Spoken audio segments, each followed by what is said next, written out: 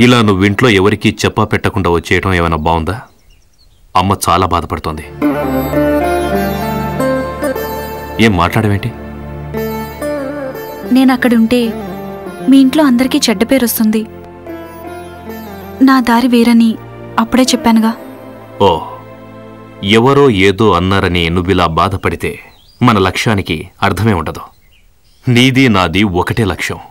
భూమి నీడ కూలీనాలి లేని పేదవాళ్ల జీవితాల్లో వెలుగు నింపడం. నేను చేసే పోరాటానికి ఒక పేరంటూ పెట్టుకోకపోయి ఉండొచ్చు. నేను మీ గురించి చాలా విన్నాను. నా మనసు అర్థం చేసుకుంటావని నీకు నేనిదంతా చెప్తున్నాను. ఒకసారి నువ్వు అడిగావుగా ఎందుకు విడుదల చేయించారని. జీవితం విలువేంటో ఎలా సద్వినియోగం చేసుకోవాలో తెలిసిందానివని నాకర్థమైంది. నీది నాది ఒకటే గమ్యం. మనిద్దరం ఒకటైతే మన లక్ష్యాల్ని త్వరగా సాధించగలమన్నది నా నమ్మకం.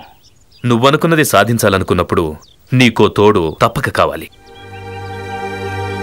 అలాంటి తోడు కావాలని నేనెన్నడూ అనుకోలేదు. కావాలి, అనుకోవాలి.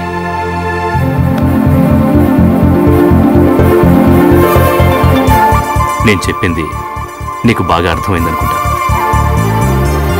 మనం ఒకటిగా ఆలోచించాలి, ఒకటిగా జీవించాలి.